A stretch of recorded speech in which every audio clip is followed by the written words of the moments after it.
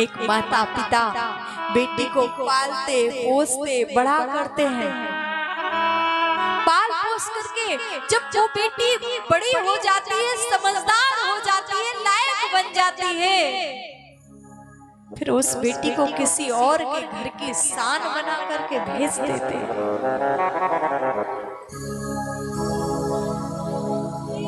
सोचो, जो लोग कहते हैं ना कि क्या दिया तेरे पिता ने,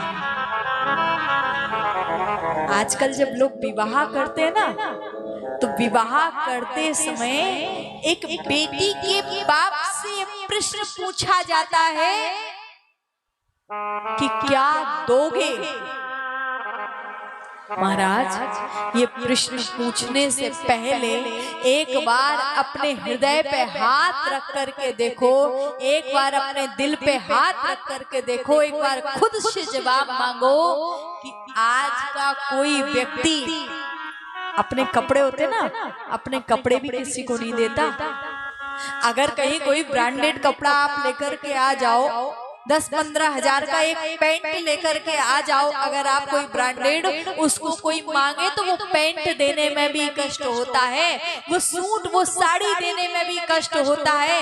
इतनी महंगी है, कैसे दे दूं। सोचो उस पिता को जिसने कपड़ा लत्ता तो छोड़ो, अपने जिगर का टुकड़ा तुमको दे दिया, और क्या उसके प्राण लोगे।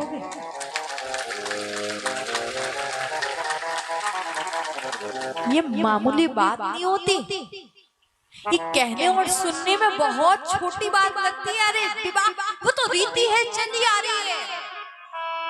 जब किसी से कहो ना भाई तुमने दहेज क्यों लिया, तो उत्तर ये मिलता है रीति है, चली आ रही है। जनक जी ने भी तो दिया था अपनी बेटी को। महाराज, उस समय सच बताने खून खौल जाता है, क्योंकि आज का जो समाज है ना, आज न जाने कितनी बेटियां दहेज प्रताड़ना के कारण मर रही हैं, न जाने कितनी बेटियां जल रही हैं, कट रही हैं। लेकिन मैं कहती हूँ उनसे बड़ा भिखारी और कोई नहीं हो सकता, जो अपने बेटे के विवाह में दहेज की मांग करते हैं। उनसे बड़ा भिखारी कोई नहीं हो सकता। और एक बात याद रखना, कभी भी बेटी का संबंध करने जाओ ना, कुछ और देखना ना देखना, एक प्रश्न जरूर कर लेना। वो तुमसे मांगे ना मांगे, तुम एक बार अपनी तरफ से पूछ लेना कि आपको क्या चाहिए, आपको क्या चाहिए। और अगर वो व्यक्ति सामने से बोल दे भाई हमको ये चाहिए, ये चाहिए, ये चाहिए, तो भूल के भी उस घर में अपनी बेटी को कभी मत भेजना, क्योंकि बिल्कुल सत्य बात है, जिस व्यक्ति ने एक बार मांगने के लिए मुंह खोला, वो जीवन भर हमारी बेटी से चाह रखेगा, वो कभी भी बेटियों को, उस बेटी को सुखी नहीं रखेगा। और याद रखना, दहेज के पैसों से तुम्हारी बेटी का जीवन नहीं बनेगा, दहेज में दिए गए पैसों से तुम्हारी बेटी का जीवन नहीं बनेगा। तुम्हारी बेटी का जीवन बनेगा तो स्कूल की किताबों में लगाए गए पैसे से तुम्हारी बेटी का जीवन बनेगा, उसकी पढ़ाई में लगाए गए पैसे से तुम्हारा जीवन, उसका जीवन बनेगा, उसको लायक बनाने से उसका जीवन बनेगा, ना कि दहेज में तुम लाख और करोड़ रुपया दे दोगे, उस बेटी के कोई इसलिए ध्यान रखना, कभी भी बेटी, आज बेटी का संबंध जब माँ बाप करते हैं ना, तो माता पिता देखते क्या है, सबसे ज्यादा प्रॉपर्टी देखी जाती है, पैसा देखा जाता है, लड़का कितना कमाता है, कितनी जमीन जायदाद है, बस ये देख कर बेटी का विवाह कर दिया जाता है। पर मैं एक बात कहूंगी, बेटी का विवाह करते समय ये ध्यान रखो, जमीन जायदाद भले ही कम हो, पैसा भले ही कम हो, पर एक बात ये विचार करना, क्या मेरी बेटी इस घर में सुखी रहेगी, क्या मेरी बेटी इस घर में प्रसन्न रहेगी। क्योंकि एक बार अगर तुमने बेटी को विदा कर दिया, तो समझ लेना अगर उस बेटी की आंख में आंसू आए तो दुनिया का कोई व्यक्ति कुछ नहीं बोलेगा, किसी को फर्क नहीं पड़ेगा, लेकिन एक पिता उस बेटी के साथ साथ पूरे जीवन भर रोता है।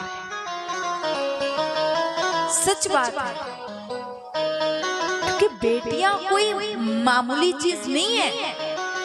लोग अगर बेटियों का यूं ही आकलन करें तो एक बात याद रखना, जिस घर में बेटा होता है, जिस घर में बेटा जन्म लेता है वो बहुत भाग्यशाली होते हैं। जिसके घर में बेटा जन्म लेता है वो बहुत भाग्यशाली होते हैं, पर जिस घर में बेटी जन्म लेती है वो बहुत बड़े सौभाग्यशाली होते हैं, क्योंकि बेटी के बिना ये सृष्टि अधूरी है।